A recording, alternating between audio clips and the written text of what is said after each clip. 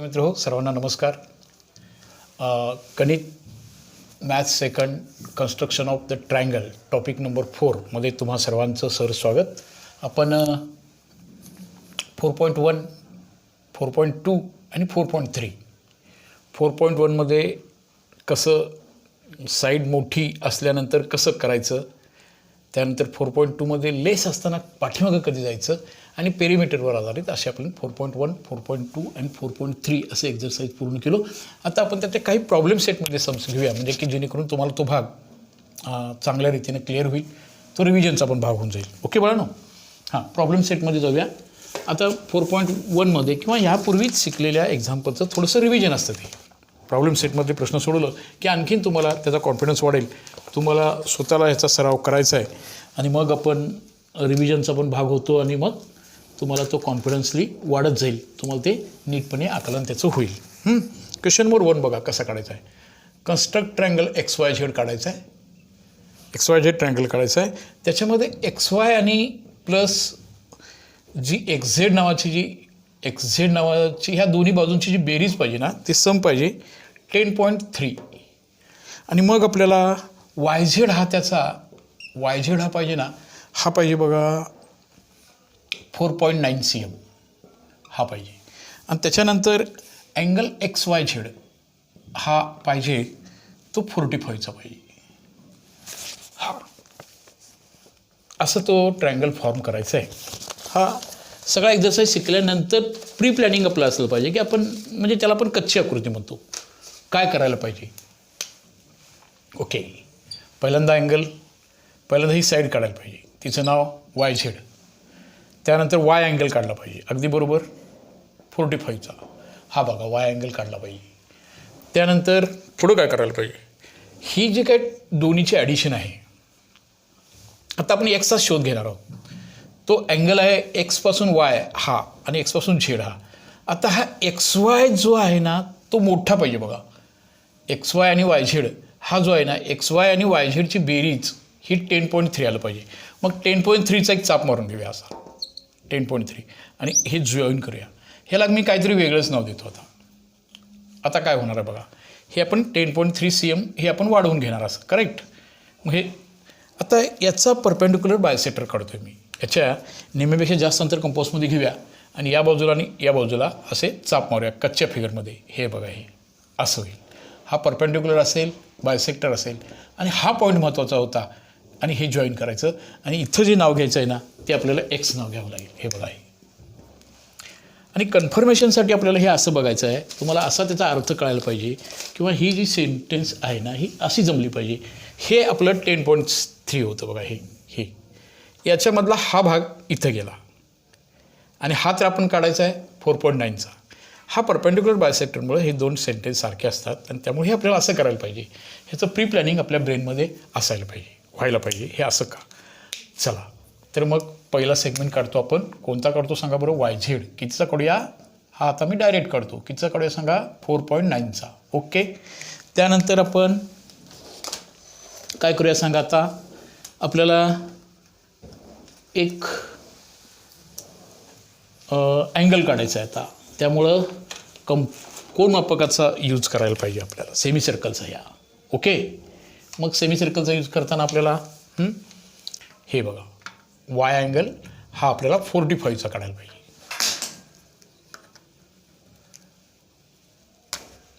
Okay. हा Y angle मी 45चं एक खून करून घेतो असे. हा जो रे आहे माझा, हा 45चा मला काढायला पाहिजे आता. ओके. हा 45चा हा एक रे, हा एक किरण वाढवून ठेवूया. हो,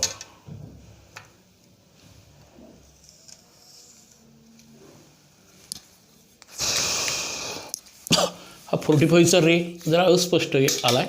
आपण त्याला जरा असं डार्क करून घेऊया. हा 45चा एक किरण काढला आणि हा 45चा किरण हे बघा असा आला. हा 45चा काढला. Y अँगल झाला. याचं काम झालं, याचं काम झालं. आता आपल्याला हे टोटल डिस्टन्स एवढं अंतर कंपासमध्ये घ्यायला पाहिजे आपल्याला आणि एक मार्क तयार करून घ्यायला पाहिजे. तो कितीचा सांगा बरं. हा 10 पॉईंट हे माझं आहे. हे बघा 10.3 हे माझं 4.9 आहे. त्यामुळे 10.3चा चाप माझा हा मी इथं कुठेतरी येईल असा अंदाजे चाप मारून घेतो. जर 10.3 इथं मी नाव माझ्या मनानं देणार आहे. तो आपल्या ट्रायंगलचा भाग नव्हे. आपल्याला एक्सपासून वाय जो पाहिजे ना तो एवढ्या डिस्टन्सवरती पाहिजे होता. आता आपल्याला काय जॉईन करायचं आहे बघा. आता हा सेगमेंट आपल्याला जॉईन करावा लागेल. कुठला बोला. हा जो सेगमेंट आहे तो आपल्याला जॉईन करून घ्यावा लागेल. आता हा जो आपण एझेड काढला आहे ना हा आपण जॉईन करून घेऊया. ओके बाळांनो. आता मला एझेडचा हे तुमच्या डिस्टन्सप्रमाणे बदलणार आहे. आता मला ह्या एझेडचा परपेंडिक्युलर बायसेक्टर काढावा लागेल. एझेडचा परपेंडिक्युलर बायसेक्टर एझेडच्या निम्मे हे जास्त अंतर कंपासमध्ये घेणार आणि मी हे बघा. ओके तेवढंच अंतर कंपासमध्ये घेतो आहे आणि असं करतो. आता मला हा सेगमेंट जोडावा लागेल इथं. ओके बाळांनो. हा जो आहे हा सेगमेंट आपल्याला किंवा याचा अशी एक रेषा काढून घेऊया. ह्या 2 पॉईंटना मधून जाणारी इंटरसेक्शनमधून जाणारी ही एक रेषा काढून ठेवूया.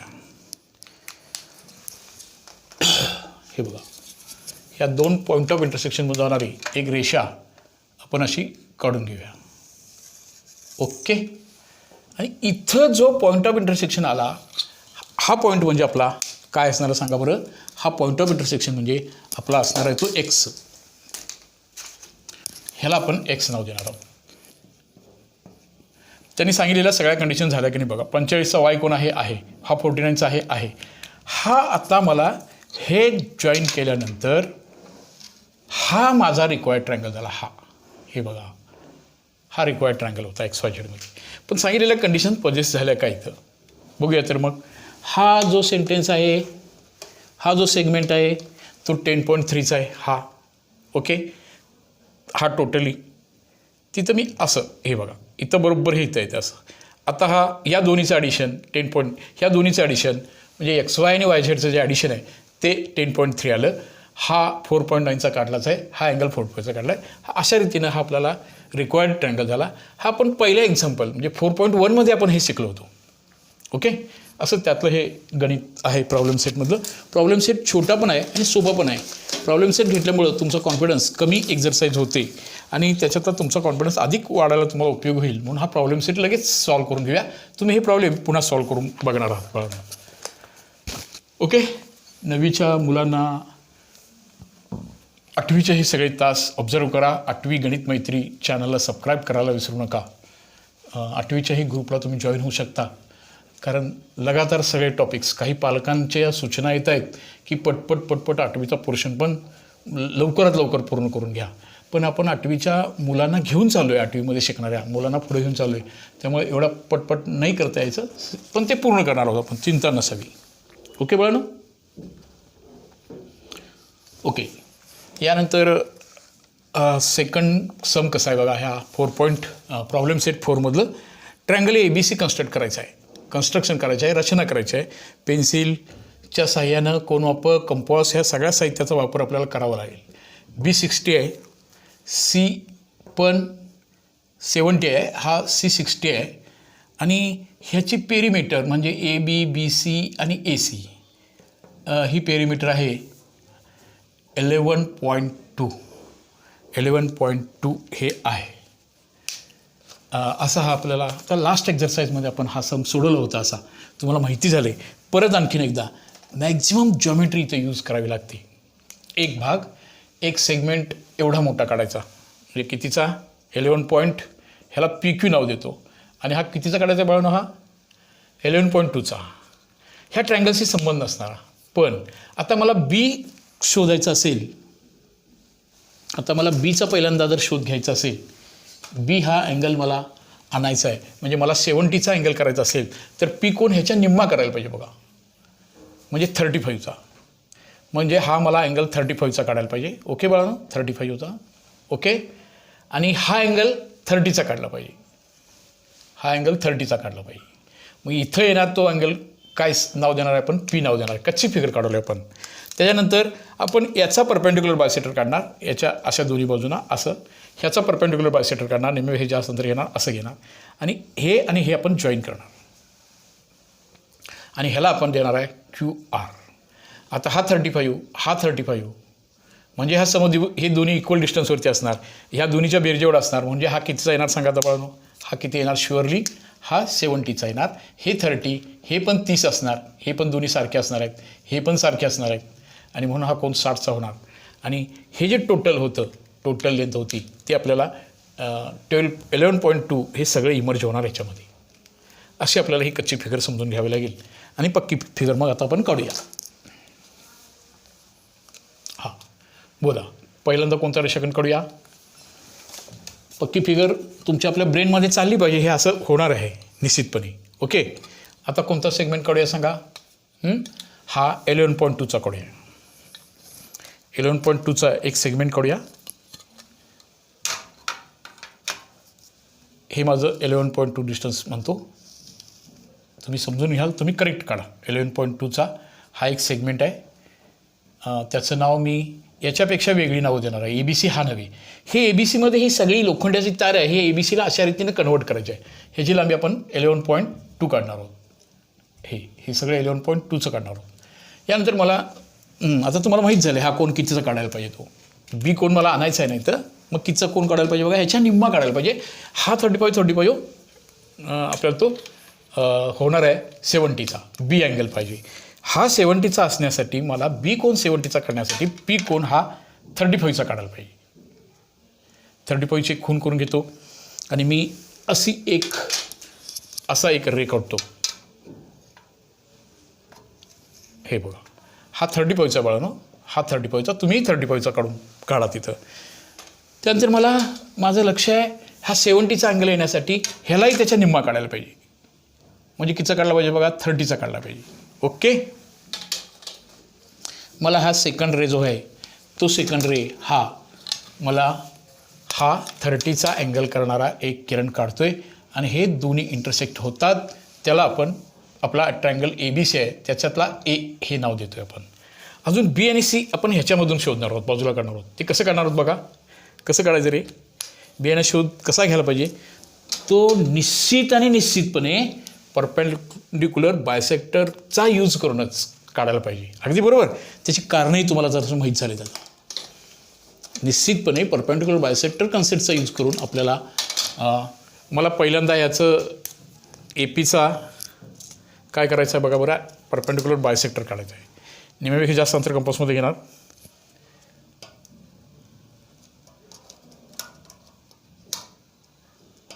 निम्म्यापेक्षा जास्त अंतर कंपासमध्ये घेणार आणि मी चाप मारणार आहे.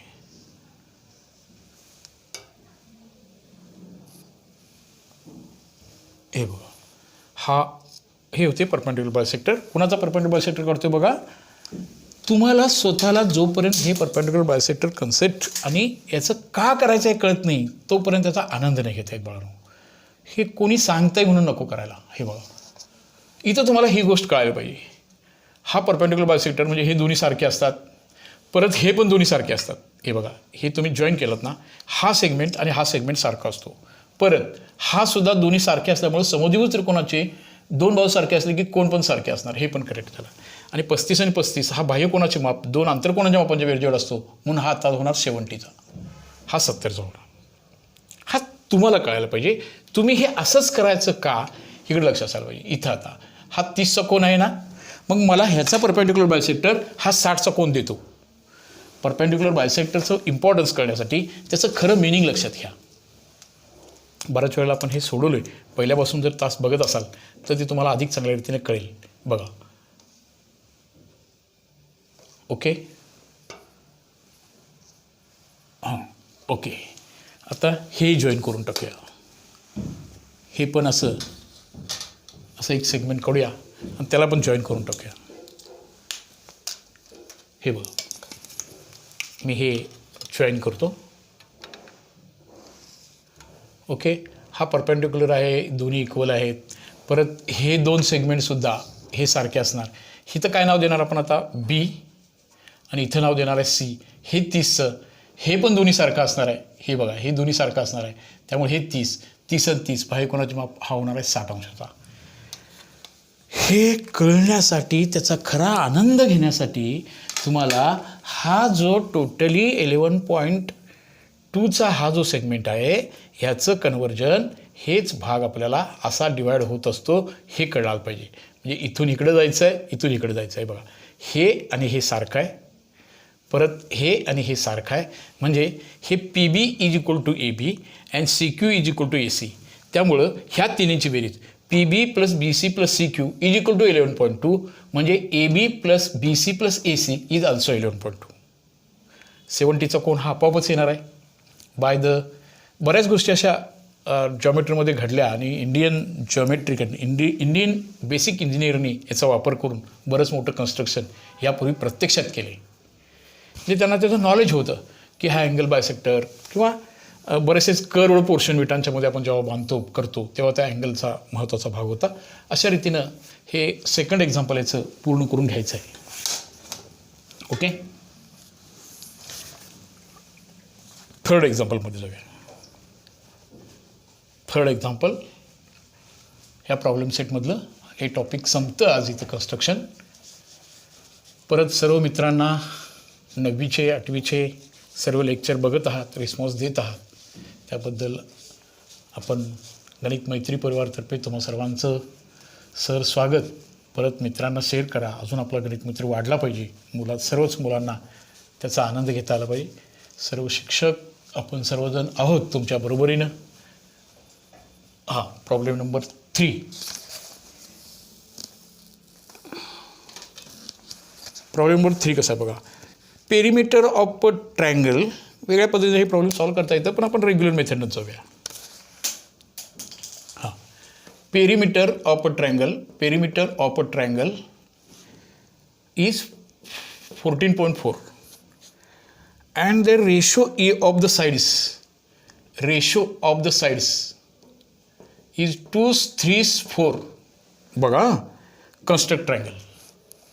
त्रिकोणाच्या 3 बाजू, एक बाजू 2 आणि एक बाजू 3 आणि एक बाजू 4. हे बघा रेशो ही डिपेंड म्हणजे एक साईड 2 घ्यायचे आणि एक 3 घ्यायचे आणि एक 4 घ्यायचे असा अर्थ होत नाही. तुम्हाला असं एखादं गणित सॉल्व करायला सांगितलं, फादर आणि सन याचं गुणोत्तर एकाच 2 आहे. वडील आणि मुलगा, वडील आणि मुलगा, सन आणि फादर याचं गुणोत्तर आहे एकाच 2. आणि मग त्यांची बेरीज 75 वर्षाची आहे. सन आणि फादर एकाच 2 म्हणजे सन 1 वर्षाचा आणि फादर 2 वर्षाचा असा अर्थ नसतो. तसं इथं ह्याच्या साईड्स 2 सेम, एक साईड 2, एक साईड 3 आणि एक साईड 4 होत नाही. समजा सन आणि फादरचं गुणोत्तर एकाच 2 असेल आणि मग त्यांच्या वयांची बेरीज जर, मग आपण प्रॉब्लेम सॉल्व करू देतो. सनचं वय 1x सपोज करायचं, फादरचं वय 2x सपोज करायचं आणि समजा त्याचं ॲडिशन 75 दिले, तर आपण हे 3x इज इक्वल टू 75 घेणार, x इज इक्वल टू 15/3 करणार, भागिले 3 करणार, 3 2 6, 3 5 15. म्हणजे हा मुलगा होणार आहे 50 वर्षाचा आणि त्याचा बाप होणार आहे, मुलगा होणार आहे 25 वर्षाचा आणि त्याचा बाप होणार आहे 50 वर्षाचा. ह्या फिनॉमिना इथं आपल्याला यूज करावं लागेल.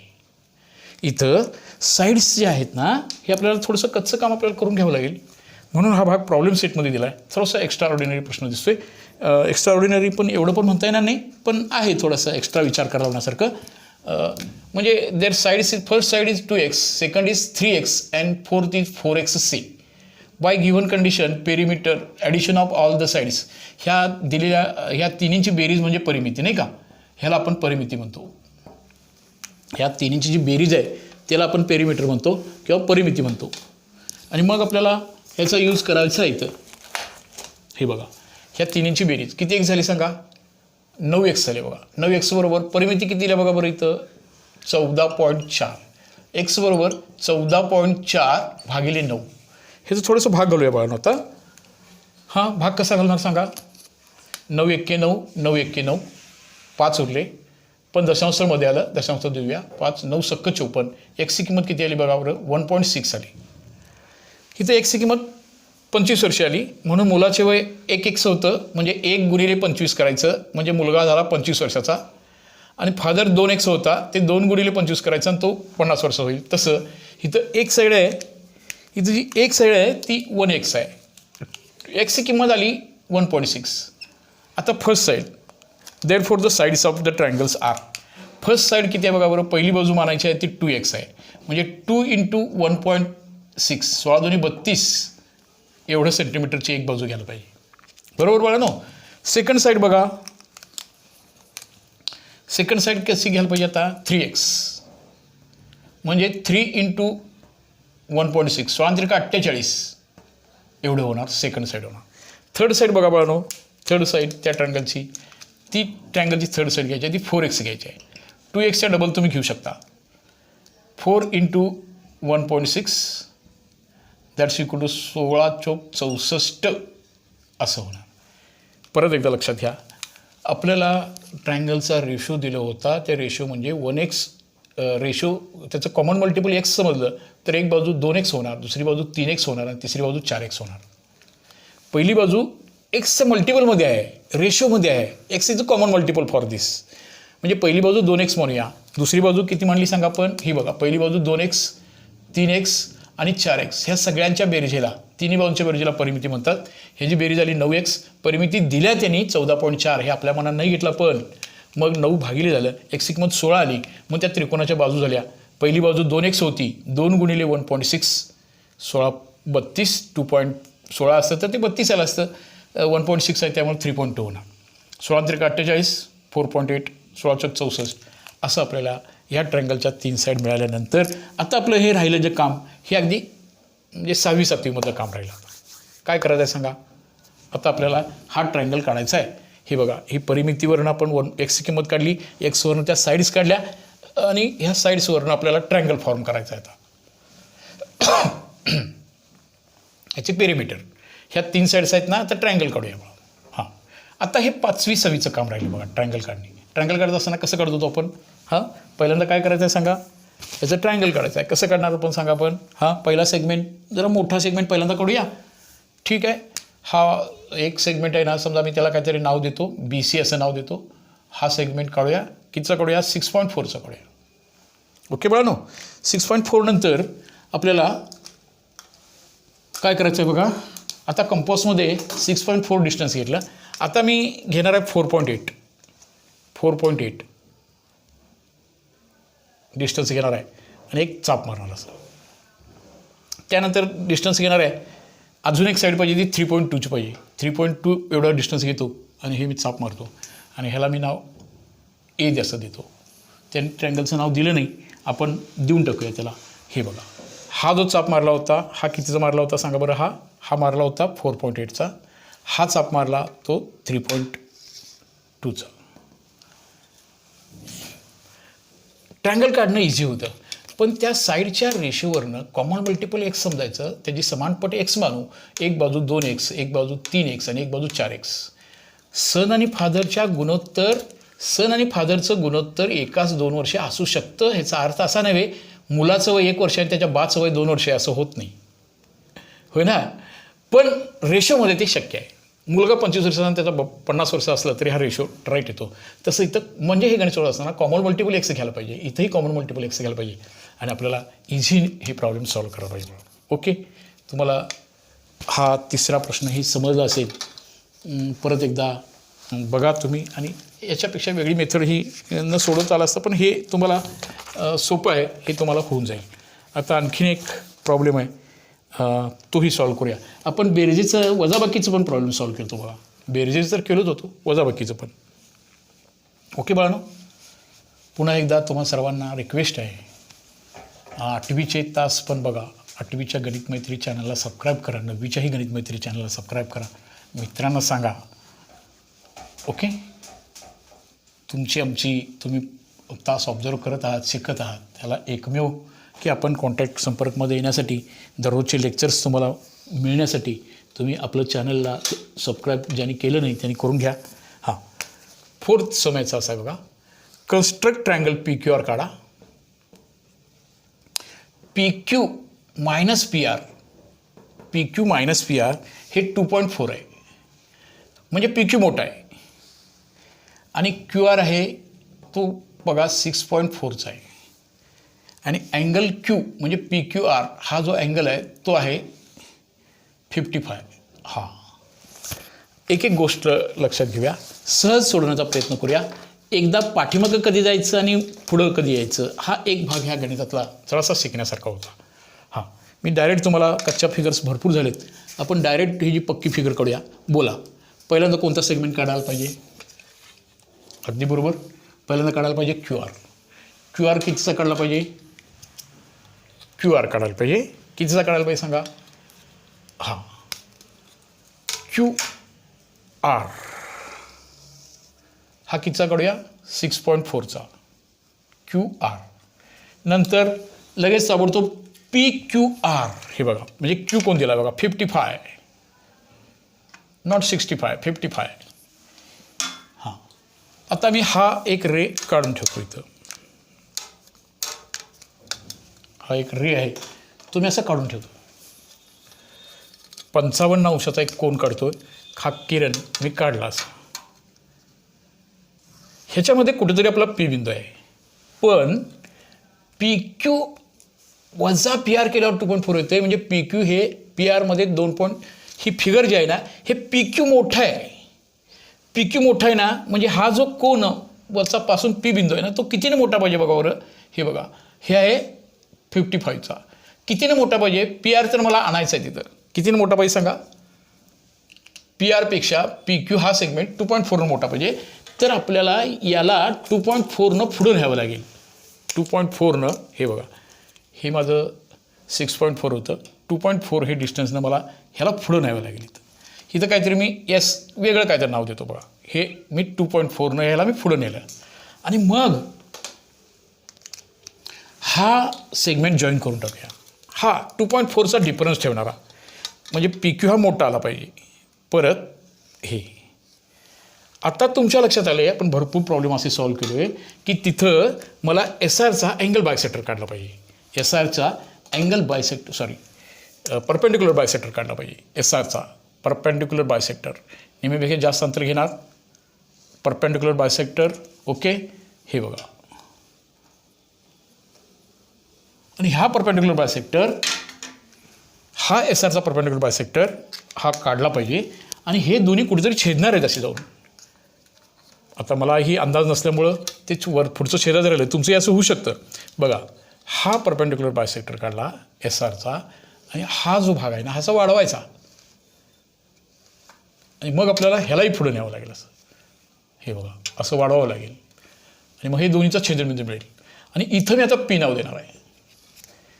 लक्षात लाग बघा. आता हा जो तुमचा PR आहे ना, हे बघा PR, हे बघा, हे आणि हे दोन्ही सेगमेंट सारखे असणार आहेत. लक्षात आलं का बघा. म्हणजे PR आणि PS हे दोन्ही सारखे असणार आहेत. परपेंडिक्युलर बायसेक्टरचा each and every point end पॉईंटपासून. पण हा PQ इथं आहे ना, कितीने मोठा काढला बघा की 2.4 मोठा आला. हे दोन्ही सारखे असणार आहेत. बरोबरच. आता PQमधनं तुम्ही PS काढला, म्हणजेच PR वजा केला. PS आणि PR दोन्ही सारखे येणार. अजून एक गणित आपल्याला ह्यातलं बघूया. आता ह्यातल्या प्रॉब्लेम सेटमध्ये प्रॉब्लेम संपलेत, पण तरी पण हे गणित जरासं बघूया आता. म्हणजे अजूनही तुमची जी शंका राहिली असेल तर ती क्लिअर होईल. इथं गणित एक कसं आहे बघा. त्रिकोण PQR काढा. त्रिकोण PQRमध्ये तेच नाव आहे, असू दे. PQRमध्ये QR 6चा काढायचा आहे, काढूया. अँगल Q40चा पाहिजे, तोही काढूया. पण लक्षात घ्या, PR मायनस PQ, बघा इथं PQ मोठा होता, इथं कोण मोठा? PR minus PQ is equal to 2cm. आता मोठा कोण? हे बघा, हे PQ मोठं होतं. पुन्हा एकदा असं लक्षात घ्या तुम्ही. हां, बेसिक भाग तोच सगळा. कसा काय काय करणार सांगा. पहिल्यांदा जो काढायचा तो भाग काढायलाच पाहिजे. कोणता भाग काढणार पहिल्यांदा? ओके, हां, QR काढायला पाहिजे. अगदी बरोबर, QR काढणार. नंतर काय करणार? बरोबर, लगेच कोणता कोण काढणार बाळानो? हां, दिला आहे तोच कोण काढायला पाहिजे. एकच कोण दिला आहे, पर्यायच नाही. Q कोण काढूया. कितीचा काढूया बाळानो? तो 40चा पाहिजे. 40चा काढूया. याच्यानंतर पुन्हा महत्त्वाचा भाग बघा कसा आहे. मी हे जॉईन करतो. आता हा सेगमेंट जॉईन करून घेऊया. हे बघा, हा वळून असा काढून घेतो. हा कितीचा झाला? 40चा. आता लक्षात घ्या, इथं PQ मोठं होतं. PQ आता इथं कोण मोठं आहे बघा? PR मोठा आहे. म्हणजे आता हे PQ लहान आलं पाहिजे. त्यामुळे मला हे रे खाली वाढवायला पाहिजे. कितीनं वाढवायला पाहिजे सांगा. बघा इथं पी क्यू हा मोठा होता, जिथं कोन काढायचा होता, कोन काढणारा जो किरण होता तो मोठा पाहिजे होता. आता इथं कोन ज्याच्यावर तुम्ही काढलाय तो लहान पाहिजे. कितीनं लहान पाहिजे? 2नं. म्हणजे इथं मला 2चं एक खून करून घ्यायला पाहिजे, 2 सेंटीमीटरचं. आणि एवढं घर मला पाठीमागणार. बघा जो तुम्ही कोन काढलाय तो रे मोठा पाहिजे होता पी क्यू. जो तुम्ही कोन काढलाय तो रे आता पी क्यू हा लहान पाहिजे. पी क्यू हा लहान पाहिजे म्हणून पाठीमाग घ्यायचं. आणि पाठीमाग आपल्याला अशी खून करून घ्यावी लागेल 2ची. अजून ज्यांना कळालं नाही त्यांनी हे बघा, हे 2 सेंटीमीटर डिस्टन्स घेतलं. आणि मग आपल्याला हे बघा, ह्याला मी पाठीमाग घेतो आहे 2 सेंटीमीटरनं. म्हणजे पी क्यू आपोआपच पी हा खाली येईल. आणि मग हे जॉईन करतो आहे. बघा इथं कसं हे जॉईन केलं तर एस आर, आता तसं हे एस आर. बघा हे बघा, हा दोन्हीचा डिफरन्स. हे बघा एस आर इथं येणार. आता हा बघा एस आर पुढं काय गेला. जो कोन होता, कोणाचा जो किरण होता तो पुढं मोठा होता. आता कोणाचा किरण आहे पी क्यू, तो लहान पाहिजे म्हणून खाली आलो. बघा आपण कधी खाली यायचं आणि कधी पुढं जायचं. आता याचा परपेंडिक्युलर बायसेक्टर काढायला पाहिजे बाळांनो. कुणाचा? ह्या एस आरचा. एस आरच्या निम्म्यापेक्षा जास्त अंतर कंपासमध्ये घेणार आणि मग आपण असे चाप मारणार. आणि मग आपल्याला असा एक हे मिळणार. आणि मग आपण हे जॉईन करणार. तुमच्या मनामध्ये ही जी शंका होती अजून कधी पुढं जायचं आहे, जो कोणाचा किरण आहे तो मोठा असला की पुढं जायचं. कोन काढण्यावरचा जो किरण आहे तो लहान आहे. बघा आता पी क्यू लहान पाहिजे म्हणजे आपण आता हे जोडूया, म्हणजे पाठीमागे यायचं. ओके. आणि मग हे जॉईन करूया. नेमकं काय होते बघा, इथं पी आला. आता इथं सारखे कोण येणार? इथं पी आर आणि पी एस दोन्ही सारखे येणार. बघा हे पी आर आणि पी आर आणि पी एस जे आहे हे बघा, हे पी आर आणि हे पी एस हे दोन्ही सारखे येणार. आणि तिथलं पी क्यू हा पी आरपेक्षा 2 सेंटीमीटरनं लहान होणार. इथं पी क्यू जो किरण काढायचं, कोण काढला होता तुम्ही, तो किरण मोठा होता म्हणून पुढं जायचं. इथं जो किरण काढला आहे तो लहान आहे. त्या पी आरमधनं पी क्यू वजा केल्यावर 2 राहिलं पाहिजे. म्हणजे 2 सेंटीमीटर लहान आहे म्हणून पाठीमागे घेतला. म्हणजे हा भाग पूर्ण होतो. हे बघा हे आणि हे सेगमेंट सारखं असतं. त्यानंतर हे 2 सेमीने कमी होणार. आता इथं मात्र पी क्यू आणि तुम्ही पी आरमधनं जर पी क्यू वजा केलात म्हणजेच पी एसमधून जर पी एस हा एस आर एवढा असणार आहे म्हणजे त्याचा डिफरन्स 2च असणार आहे. असं बघानो हा कन्स्ट्रक्शनचा जो भाग आपण शिकणार होतो तो अशा रीतीनं पूर्ण होतो. तुम्ही सर्वांनी गणित मैत्रीच्या ह्या चॅनलला सबस्क्राईब करा. कन्स्ट्रक्शनचा भाग आता पूर्ण होतो आहे. तुम्ही परत एकदा हा लेसन पूर्ण सोडवा. कन्स्ट्रक्शन म्हणजे पेरिमीटरचा हा भाग होता तो सोडवला तर तुम्हाला अधिक चांगल्या रीतीनं कळेल. ओके बाळांनो, सर्वांना बेस्ट विशेष. सर्वांना विनंती आहे की आपलं गणित मैत्री चॅनलला सबस्क्राईब करूया. ओके बाळांनो.